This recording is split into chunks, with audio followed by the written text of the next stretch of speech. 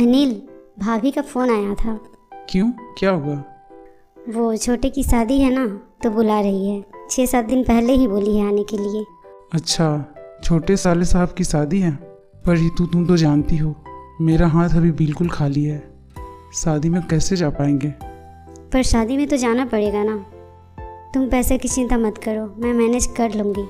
ठीक है, तुम अपना पैकिंग कर लो, मैं तुम्हें कल छोड़ दूंगा और शादी तक कुछ इंतजाम कर लूँगा। ठीक है? ठीक है। रितु कितने दिन बाद आई है यहाँ? अरे, मैं जब भी आती हूँ और पूछती हूँ कि रितु आई थी क्या, तो तुम्हारी भाभी बताती है कि नहीं। क्यों रितु, मैं तो बुलाने का इंतज़ार नहीं करती। मैं 6 महीने में एक बार तो आ ही जाती हूँ। अब क्या हम लोगों की माँ नहीं है तो क्या मैं क्या आना छोड़ देंगे? वो क्या बात है ना फुआ, अपने घर गृहस्थी से समय निकाल पाना ही मुश्किल होता है। और माँ थी तो फ़ोन करती थी, बोलती थी आने के लिए, तो आ जाते थे। और बिन बुलाए मैके आने का समय तो मेरे पास नहीं है, ये भी मना करते हैं। मेरा भी मन नहीं होता। रितु आ गई। अभी जमाई जी को वापस जाते देखा मैंने। जमाई जी आज भी वही सूट पहने हुए थे ना, जो यहाँ से मेरी शादी में मिला था।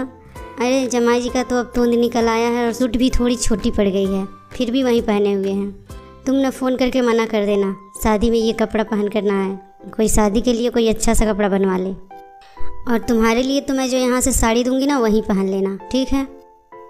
भाभी, उसकी ज़रूरत नहीं है, हमारे पास जो है हम वही पहन लेंगे। वही पहन लोगी? क्या नाक कटवाना है हम लोगों का सबके सामने? शादी में वही पहनोगी, 1000 तरह के लोग आएंगे, क्या कहेंगे? अच्छा ठीक है, अभी से पहले अपना सामान रखो, चलो किचन में मेरे साथ थोड़ा काम में हाथ बटा दो। ठीक है भाभी। रितु अपने माँ के मरने के 3 साल बाद अपने छोटे भाई की शादी में आई थी।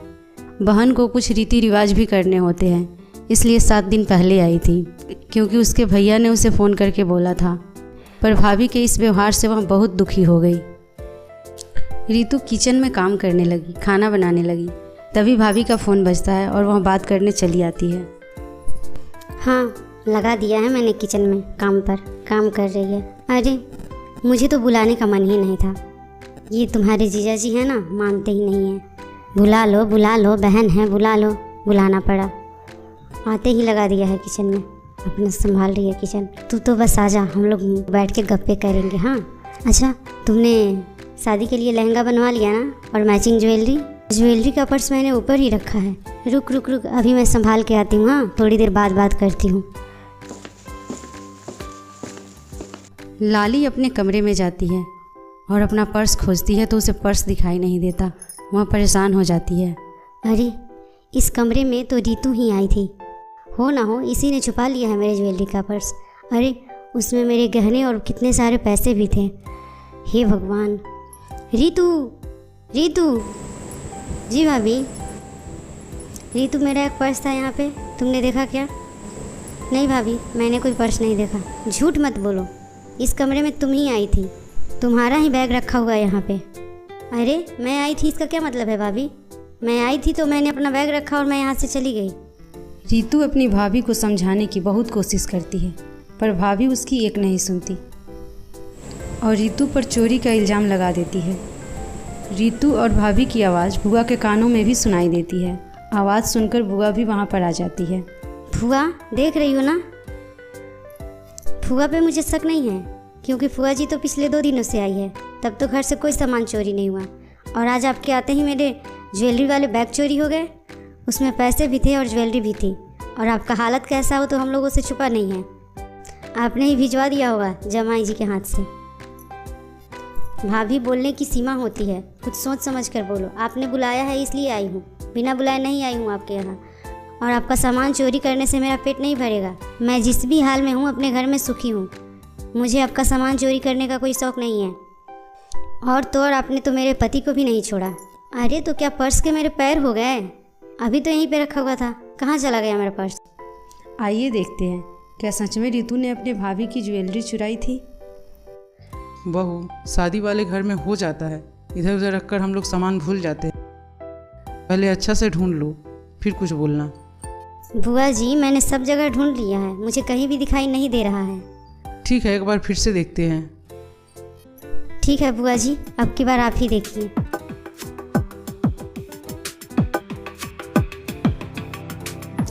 बुआ पर्स तलाश करने लगती है। तभी बुआ को कपड़े के नीचे दबे हुए एक पर्स दिखाई देता है। बहू, यही है क्या? हाँ बुआ जी, यही है, पर इसमें देखिए ज्वेलरी और पैसे हैं क्या? हाँ, ज्वेलरी और पैसे भी है, देख लो। भाभी, अपना सामान पहले अच्छे से देख लेना चाहिए, फिर किसी पे इल्ज़ाम लगाना चाहिए। अब तो हमें शादी तक रुकने का मन भी नहीं हो रहा है। मैं आज ही जाना चाहती हूँ। क्या यही इज्जत है हमारी?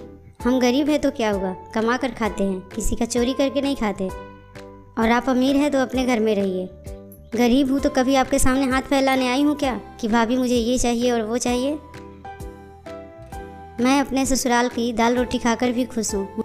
मुझे आपके घर का पकवान नहीं खाना। मैं अभी अनिल जी को फ़ोन करके बुलाती हूँ और मैं जा रही हूँ वापस। छोड़ ना रीतू, क्या करती है, जाने दे। रीतू, मैंने खोजा था, मुझे नहीं मिला पर्स, इसलिए मैंने तुम पर इल्ज़ाम लगा दिया। आपके लिए ये कितनी छोटी बात है ना। रीतू, तू चल मेरे साथ, जाने दे, छोड़। तेरे भाई ने बुलाया है ना, और छोटे भाई की शादी है, फिर ये मौका दोबारा नहीं आएगा। चलो जाने भी दो और अपने भाई की शादी को एंजॉय करो। हाँ बहू, जब तुझे तुम्हारा पर्स नहीं मिला तो इसमें इस पर इल्ज़ाम लगाने की क्या ज़रूरत है? 3 साल बाद तो तू इससे बुलाई है, वो भी शादी है घर में, इसलिए। अरे माँ नहीं है तो क्या हम बेटियों का मैका ही छूट जाएगा? और तुम्हारे जैसी बहुएं आ गई तब तो बेटी को कोई पूछने वाला भी नहीं है। अरे बेटी ससुराल में रहती है तो मायके से उसका एक उम्मीद लगा रहता है। हर लड़की साल में एक बार तो अपने मायके जाना ही चाहती है, पर तुमने 3 साल में इसे एक बार भी नहीं बुलाया, एक बार फ़ोन भी नहीं किया, और आई तो उल्टा चोरी का इल्ज़ाम लगा दिया। तू सोच कि अगर तेरी भाभी तेरे साथ ऐसा करेगी तो तुझे कैसा लगे? अब भाभी का सर शर्म से झुक गया। वह अपनी ननद से आंख मिलाकर बात भी नहीं कर पाती है। भाभी ने अपने नज़रें चुराते हुए कहा, बुआ जी, मुझसे गलती हो गई, मुझे माफ़ कर दो रीतू, मुझसे गलती हो गई। बुआ के बहुत समझाने पर रीतू शादी तक रुकने के लिए तैयार हो जाती है। क्या घर आई गरीब ननद का इस तरह से मजाक उड़ाना कहाँ तक सही है?